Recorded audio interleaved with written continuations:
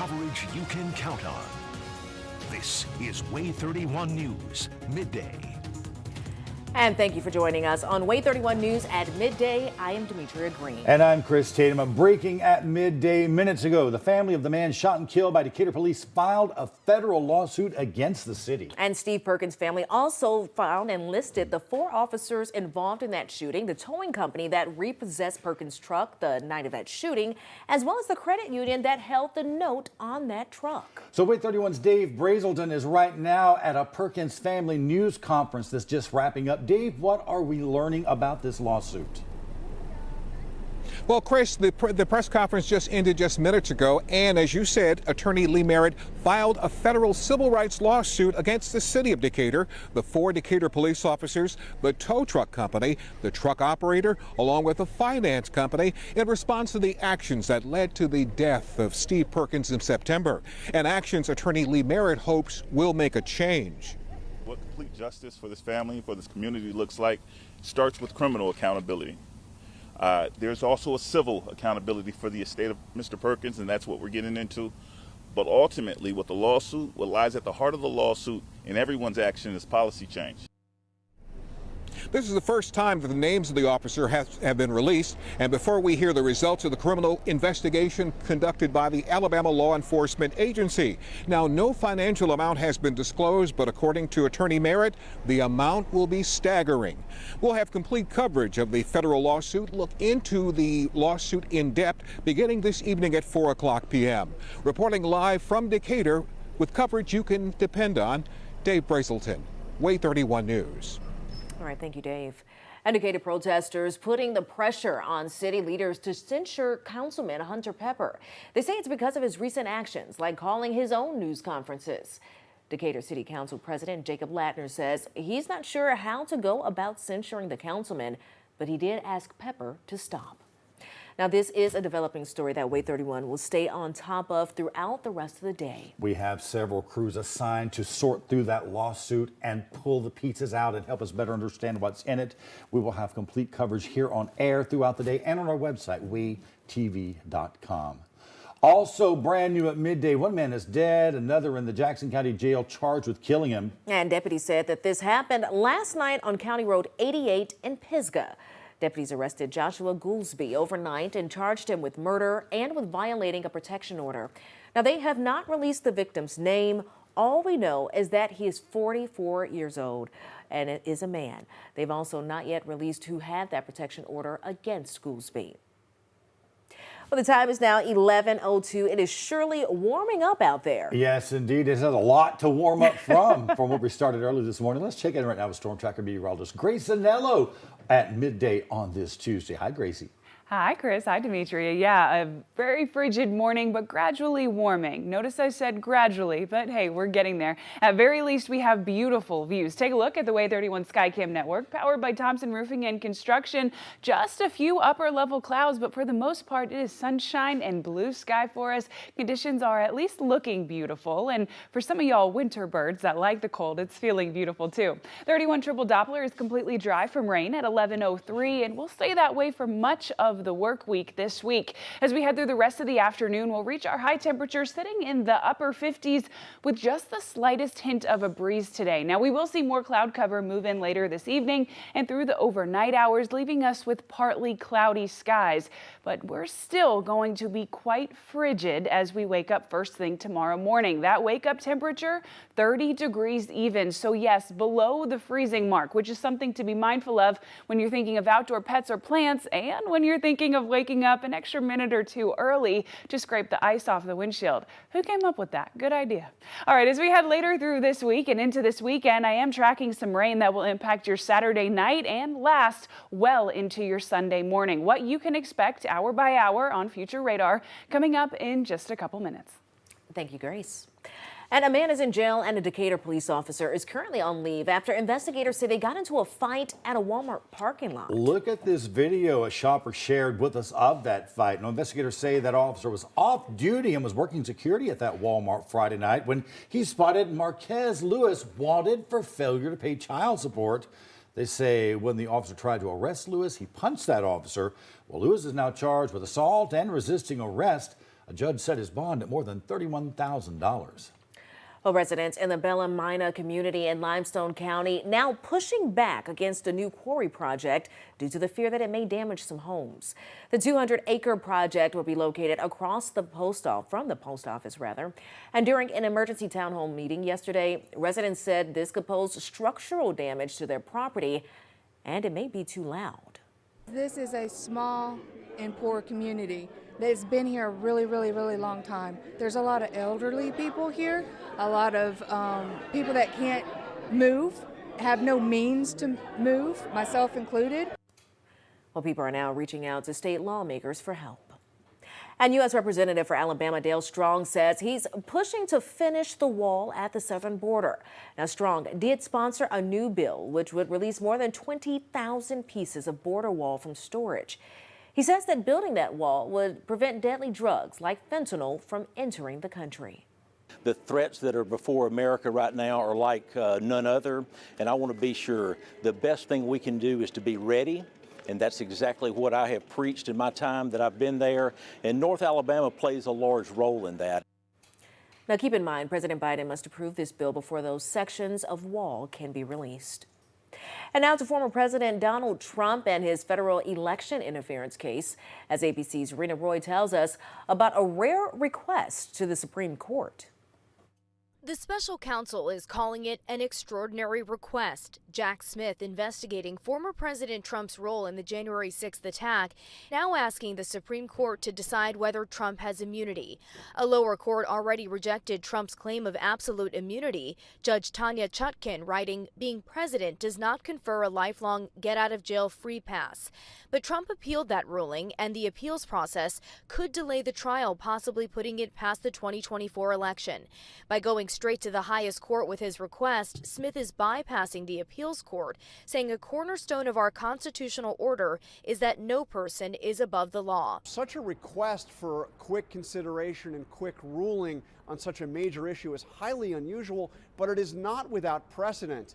Back during the Watergate era, of course, the court ruled in a very much expedited manner that President Nixon could not use executive privilege to keep Congress from getting access to his Oval Office tapes. In a separate filing, Smith's office says it plans to call 3 experts at the trial who reviewed data from Trump's phone.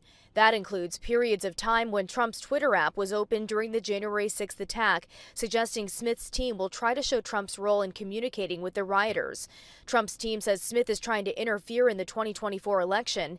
Trump is the clear frontrunner for the Republican nomination, and new polls show him leading President Biden in a potential matchup in 2 key battleground states, Michigan and Georgia, states Biden won in 2020. The Supreme Court has given Trump's legal team until next Wednesday to respond to Jack Smith's request. This doesn't mean the court will hear the case, but will consider it. Rena Roy, ABC News, New York. 4 North Alabama nonprofits that help children each have right now 10,000 reasons to celebrate this morning. And yesterday, Toyota Alabama partnered with WAAY 31 to give each of them $10,000. So our WAAY 31 anchors got to decide which charities to give that money to. I personally chose Wellstone Behavioral Services, and it's soon to open much needed emergency children's mental health center. You know, right over there, we always like to, when we have guests in the studio, just a little something to grab there. I'm not even sure what's on the other side of it, but just take it off. And y'all can... What is it? Oh, wow. What does it say? $10,000, thank you. Whoa. All right. Well, I want to introduce you right now from Toyota Alabama. Jason.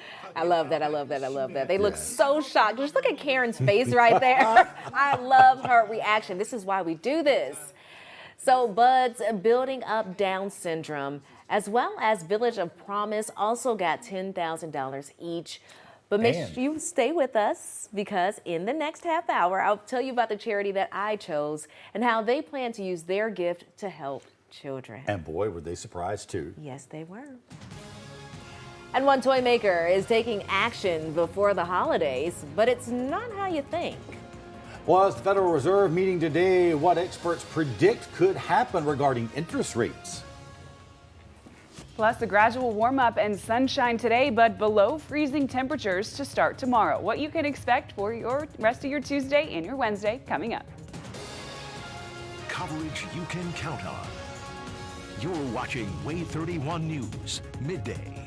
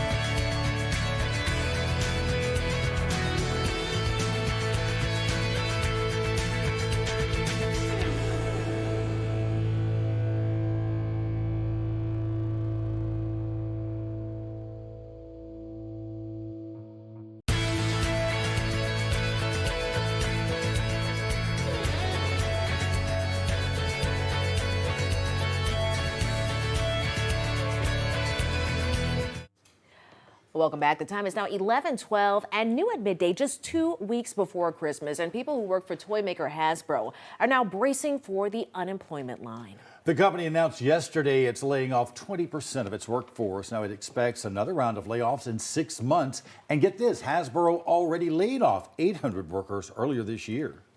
And the U.S. Federal Reserve's meeting today to decide whether or not to raise interest rates once again.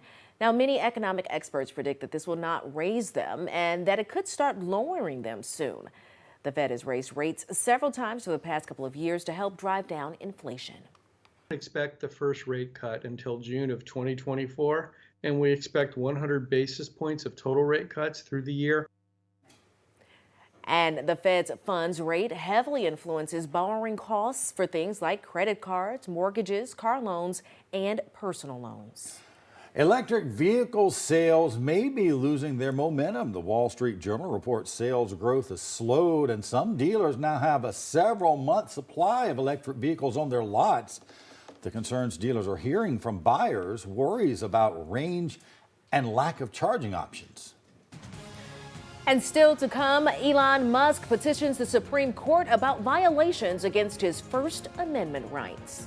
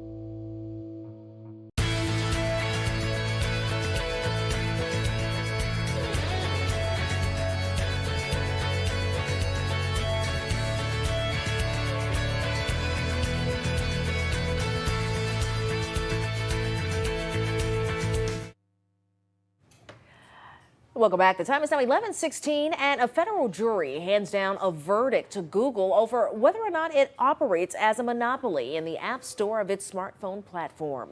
ABC's Andrew Dimberg tells us about the decision that could have a major impact on U.S. consumers. This morning, a federal jury has found Google guilty of violating antitrust laws on its Android operating system. This decision is the first major courtroom victory for regulators and, sort of rivals that have been complaining for years that Apple, Google, Microsoft, other big tech companies are illegal monopolists. The case was brought by video game maker Epic Games, which sued Google in 2020 after the tech giant delisted Epic's hit game Fortnite from its app store, Google Play. Google removed the game because it allowed players to make in-app purchases directly from Epic, bypassing the fee Google typically charges. But a jury yesterday sided with Epic on all counts. The jury found that Google broke antitrust laws by restricting the ability of app developers, wireless carriers, device makers to freely promote alternatives to Google Play and to Google's billing tools. Epic CEO writing victory over Google and free Fortnite. In the coming months, a judge will decide whether to order changes to Google's business practices, which could mean big changes for the App Store used by hundreds of millions of people worldwide. One of the big things that could come about here for users is more options in terms of apps at lower prices. But Google is vowing to appeal the verdict, saying the trial made clear that we compete fiercely with Apple and its App Store, as well as app stores on Android devices and gaming consoles. Epic previously lost a similar legal fight against Apple concerning apps on the iPhone due to different business structures. As for Google, the Justice Department and dozens of states are also suing the company, claiming it maintains a monopoly in search and advertising. That case could be decided next year. Andrew Dimberg, ABC News, New York. New at midday, Elon Musk is asking the Supreme Court to weigh in on whether his First Amendment rights have been violated. Lawyers from Musk claim his freedom of speech was deprived in a 2018 settlement with the Securities and Exchange Commission. Now, in that case, Musk posted on Twitter he had the funds to take Tesla public. The SEC social media post like this should actually be vetted in advance. If the Supreme Court decides to hear the case and sides with Musk, it could limit the SEC's power to deal with those who violate U.S. securities laws. Well, the 2023 list of top Google searches is out, and for those wondering what's trending, the top search was war in Israel. People also searched Damar Hamlin. You remember the guy with the Buffalo Bills who had the devastating injury while on the field. Let's see, Barbie and Oppenheimer were also among the top trending movies, and Matthew Perry and Tina Turner. Wow. They were also highlighted on that list as well. Two huge losses. Now, WAAY 31 Storm Tracker meteorologist Grace Anello with 31 Triple Doppler. I see those lightning flashes there in Grace's little announcement, and then she turned her head and I see she's got lightning earrings on over here. And a necklace. That's my favorite. I have a whole collection of weather jewelry. I have partly cloudy. I have tornadoes. Okay. We don't want those, though. No, no. Don't strike over here. I have a sun smiling, which I think would be perfect for today, but it just felt like a lightning jewelry day. You're looking good. Come out with a flash, Take a look right now at the WAAY 31 Skycam Network, powered by Thompson Roofing and Construction from our Calhoun Community College camera. We are looking absolutely beautiful, feeling still on the chillier side of things, but mostly blue sky and plenty of sunshine overhead.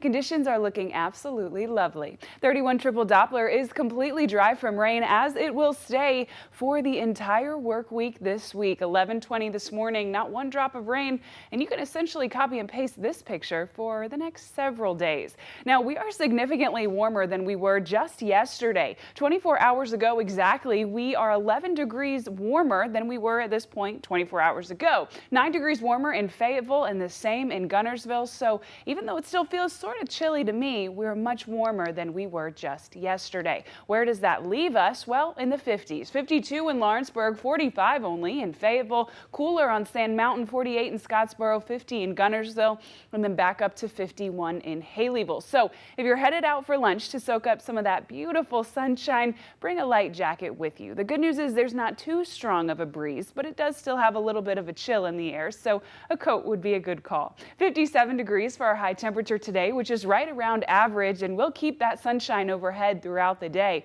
As we head later into this evening, we'll have a touch of cloud cover, but not enough to keep us from getting very cold. When we first wake up tomorrow morning, we'll be below the freezing mark at just 30 degrees. So if you think you need to leave an extra minute or two to scrape the ice off your windshield, well, I'd agree with you. I think that's probably a good call. You won't need much more than that, but that extra minute or two will really help you out. Now, tomorrow's the only morning that we're below freezing for quite some time, but we're still going to hang out in the 30s Thursday, Friday, and Saturday mornings as well. So just a chilly start to the day for the entire work week, but I guess that's the trade-off for getting to keep the sunshine. On Saturday, we're significantly warmer, at least to start the day, but then we have some rain coming a little bit later on. Your work week forecast, though, looking about as lovely as you could ask for. It's the perfect week to head home during lunch, take the dog on a lunchtime walk, or rush home after work and take the kids to the park as soon as you can before that sun finally sets. 59 on Wednesday for your high, 60 Thursday, 59 on Friday. Not much variability, but with temperatures and sky conditions like those, I think we'll take it. All right, let's talk about that rain. It moves in Saturday night, so we'll get through all day Saturday without having any rain in the forecast, and that's a good thing. We'll have a mix of clouds and sun, more clouds coming later in the evening though. That rain pushes into the shoals around 11 o'clock and continues to track east through the wee hours of the morning. By the time we wake up Sunday at 7 a.m., we are dominated by rain in the region. Now, nothing about this system looks severe at the moment. It's still, a ways away, so we'll continue to monitor that. But at the moment, it looks like just heavy rain. It will stay with us through the rest of breakfast time, through church, and into lunch. So if you have morning and afternoon plans on Sunday, either move them inside or plan to have an umbrella with you as you head out. And again, check back in with us throughout this work week and then on Saturday morning and evening to get the final update on that newest radar outlook. Your 10-day forecast is looking chilly tomorrow, but then we start to warm up. We've got that rain this weekend, and then next week we have a whole lot of change coming. 42 when you first wake up Monday, but then only 36 when you wake up Tuesday. Wow, that is quite cold. It is. I feel that for sure. Bundle up. Thank you, Grace. Grace, Thank you. thanks. The Supreme Court refusing to make a decision about mandatory COVID vaccines, and it's blaming the Biden administration.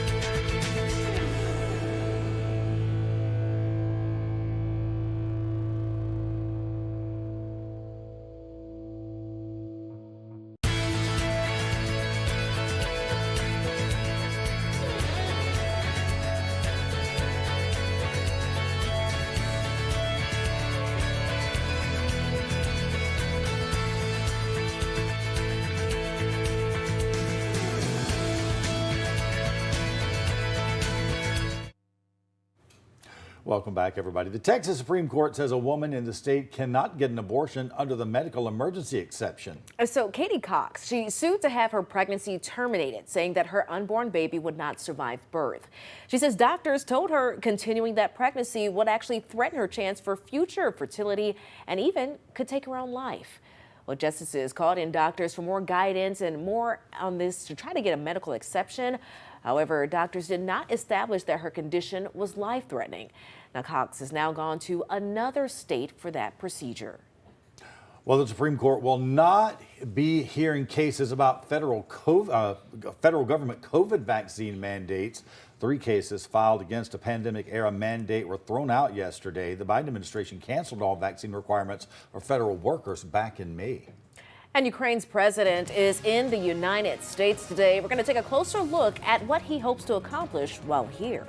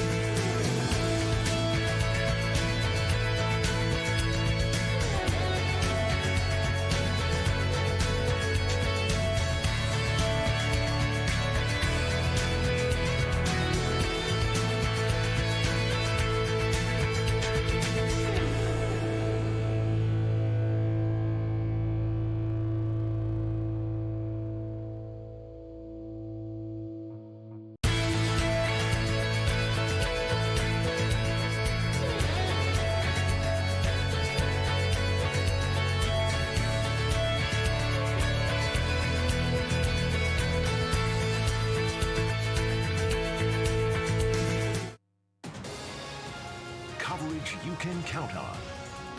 You're watching WAAY 31 News, midday. And thank you for staying with us for the second half of WAAY 31 News at midday. I'm Demetria Green. And I'm Chris Tatum. We have a whole lot we need to cover this half hour, but we need to start with a check of that forecast. Yeah, so let's turn things over to WAAY 31 storm tracker meteorologist Grace Anello, who is tracking that sunshine for today. Chris and Demetria, it's a good day to be a meteorologist. Temperatures are warming up and plenty of sunshine is on tap for all of us. Take a look at the WAAY 31 Skycam network powered by Thompson Roofing and Construction. Just a touch of cloud cover, but most of us seeing that beautiful sunshine all across North Alabama and southern Tennessee. 31 triple Doppler is dry today, as it will be tomorrow and throughout the rest of the work week. So you can almost copy and paste this picture. Nothing's going to change other than that time at the top for the rest of the work week ahead. As we head through this afternoon, we'll reach our high temperature sitting in the upper 50s with just again that touch of cloud cover and the slightest hint of a breeze. Now, later this evening and into the overnight hours, we will see more cloud cover come into the forecast, but it will only leave us with partly cloudy skies. We'll still have mainly clear conditions mixed in, which is why we'll be quite frigid tomorrow. When you first wake up, 30 degrees below the freezing mark. So whoever told you to leave an extra minute or two when you head out to to the car to scrape that ice off the windshield was really thinking ahead. I don't know who she is, but she was looking out for your best interest. Now, we do have rain coming into the forecast on Saturday night and throughout Sunday morning. I'll get you the hour-by-hour look on future radar with that forecast coming up in just a couple minutes. We're keeping a close eye on some breaking news at midday. The city of Decatur right now has a federal lawsuit on its hands in connection with that recent police officer involved deadly shooting. And the family of Steve Perkins just filed a lawsuit this morning. It's against the city. It's against the 4 officers involved in that shooting, the towing company that repossessed Perkins' pickup the night of that shooting, and also the credit union that held the note on that truck. WAAY 31's Dave Brazelton is at a Perkins family news conference that wrapped up just a little bit ago. Let's go ahead and check in with him about what he has learned about this lawsuit. Hey, Dave. And good afternoon, Chris and Demetria. At a press conference we brought to you live on WAAY.TV.com, a civil rights lawsuit was filed this morning in U.S. District Court against the city of Decatur. The 4 police officers involved, the towing company and the truck operator, along with the finance company. This is in response to the actions that led to the death of Steve Perkins in September. The Perkins family attorney Lee Merritt hopes this lawsuit will create a change. What complete justice for this family, for this community looks like starts with criminal accountability. There's also a civil accountability for the estate of Mr. Perkins, and that's what we're getting into. But ultimately, with the lawsuit, what lies at the heart of the lawsuit and everyone's action is policy change. Now, this is the first time that the names of the officers of Decatur were released, and before we learn the criminal investigation by the Alabama Law Enforcement Agency, no financial amount has been disclosed, but according to Attorney Merritt, the amount will be staggering. Now, we'll have complete coverage and break down that lawsuit for you this evening beginning at 4 o'clock, with coverage you can count on. Dave Brazelton live at the U.S. District Courthouse in Decatur, WAAY 31 News. We do right now have several crews pouring through that lawsuit, going through it piece by piece, trying to dissect it to better understand it so we can bring you that information throughout the day. Yes, we will. And today, Ukraine's President Vladimir Zelensky is visiting Washington with hopes of getting more critical funding. ABC's Melissa Adon has more about his meetings with Congress and with President Biden. Ukraine President Zelensky arriving on Capitol Hill Tuesday morning for an in-person plea for funding. Zelensky meeting with senators as negotiations over whether to provide additional aid for Ukraine remain gridlocked. President Zelensky made it so clear how he needs help, but if he gets the help, he can win this war. Republicans adamant they will not pass additional funding without major changes to immigration policy.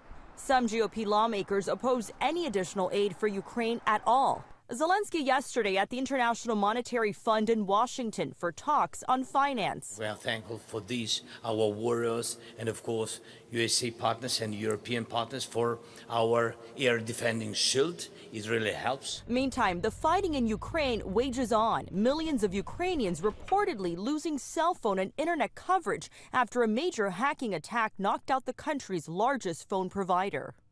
The White House says this is the right time for Zelensky's visit as Biden pushes lawmakers to approve the aid package before the holiday recess, warning that Ukraine could lose the war, leading to dire consequences for the U.S. Melissa Adon, ABC News, Washington.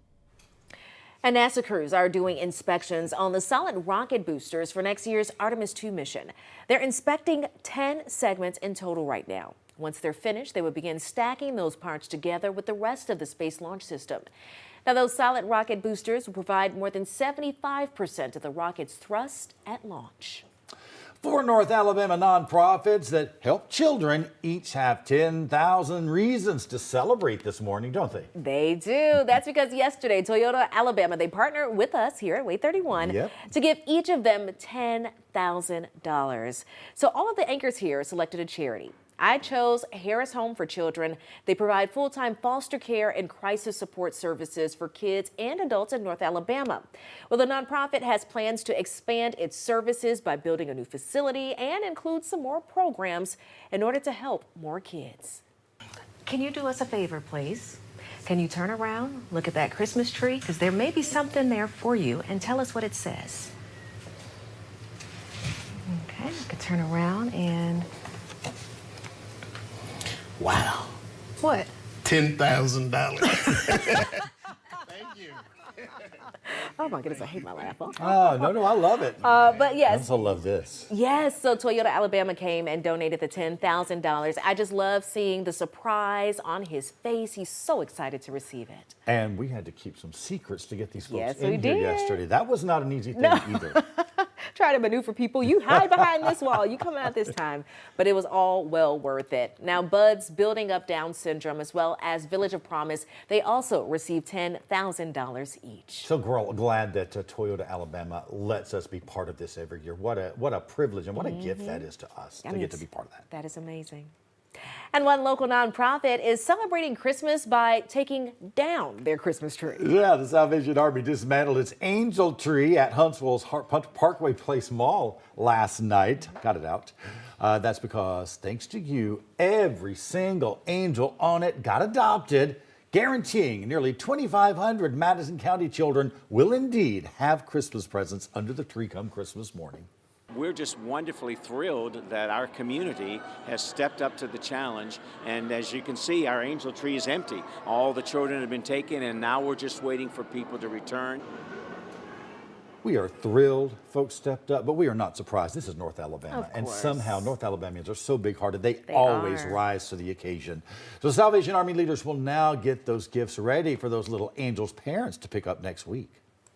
And Evans firefighters are getting ready to take some children Christmas shopping today. They will give each of them $200 to buy Christmas presents, plus any other items that they may need. They will start shopping at noon today. And get ready for pancakes today because Decatur firefighters, they are hosting their event. It's tonight at 5 o'clock. It's over at the church at Stone River, but this is specifically for families with special needs. Now, Chris, Santa's going to be there along with his friends, the Grinch and Buddy the Elf. So make sure you swing by and grab a bite. Nothing like breakfast for dinner, breakfast for supper, as we say back in Mississippi. Well, Alabama football players leading in the best way. What AP has to say about the Crimson Tide when we come back. Plus sunny and 57 for your high today, but wake up temperatures below freezing tomorrow. What you can expect out the door Wednesday coming up.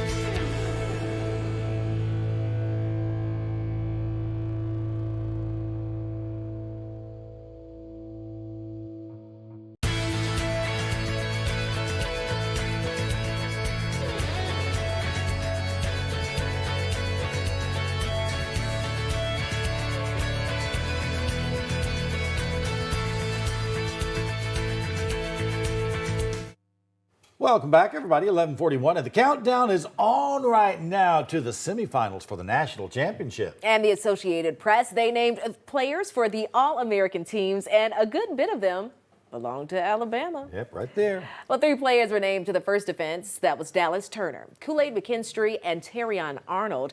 They also went to pick 3 more players, naming them for the second and third teams. And over in Louisiana, one Huntsville native and Grissom alum is saying goodbye to the Troy Trojans. John Summerall was officially introduced as the head coach of the Tulane Green Wave yesterday. Now, Summerall accepted the job last week after getting his second straight Sunbelt championship at Troy. During those introductions, Summerall talked about his goals for Green Wave. He says he is determined to get that team to the college football playoff. By the way, Summerall coached at Tulane as a defensive assistant back in 2012. So as we transition to the hardwood, the A&M Bulldogs are back in action. The men were in Homewood last night. They were searching for a win against Samford. Now, Samford has only lost 2 games this season, while the Bulldogs continue to have a pretty rough stretch. Samford did not hold back firing shots as 3 A&M Bulldogs ended the night in double digits, but that still was not enough for a win. Now, A&M lost to Samford 118-91. Crashes on the Alabama-Georgia state line taking the lives of 2 people. A closer look on the other side of the break.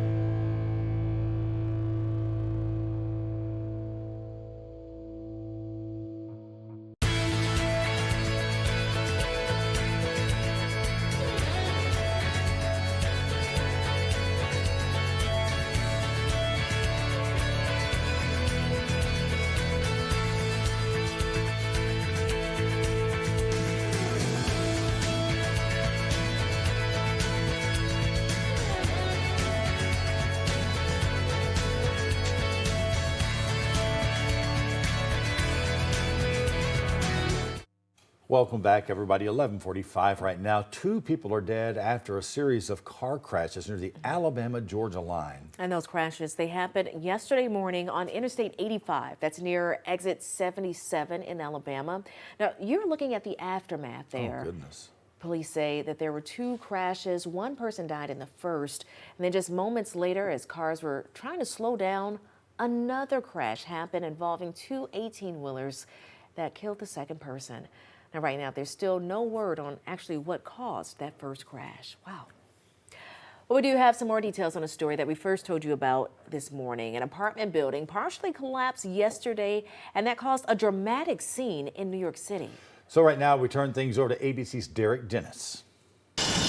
Overnight, some relief after hours of delicate digging at the scene of this partial building collapse in New York. Crews announcing they found no bodies in the rubble. Remarkable considering the 7-story apartment building in the Bronx gave way late in the afternoon with a deli occupying the bottom floor. I just saw everything come down at once, and all I saw was everybody just piling up. There was cars everywhere. I was just confused. I couldn't see see nothing. My eyes were hurting because the sand was going to my eyes.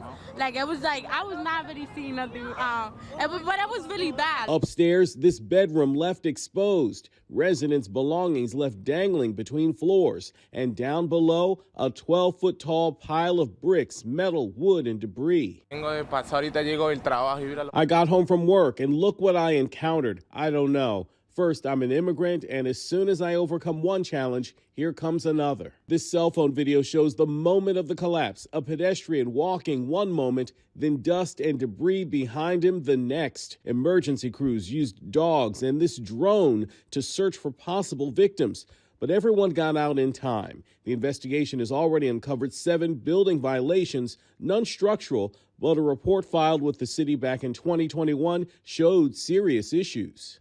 That report did find unsafe facade conditions, 7 of them. Mortar that was deteriorating, cracked bricks. At least 100 residents now have to find somewhere else to live. No sabemos dónde nos iremos a quedar. We don't know where we're going to stay. What happened is we have the kids. We don't know where we're going to stay. Our concern is for the kids. 2 people suffered minor injuries. Work was being done on the building just a few days ago. It's unclear if that played a role. Also not clear whether heavy rain and wind over the weekend were a factor. Derek Dennis, ABC News, New York. Now, WAAY 31 Storm Tracker meteorologist Grace Anello with 31 Triple Doppler.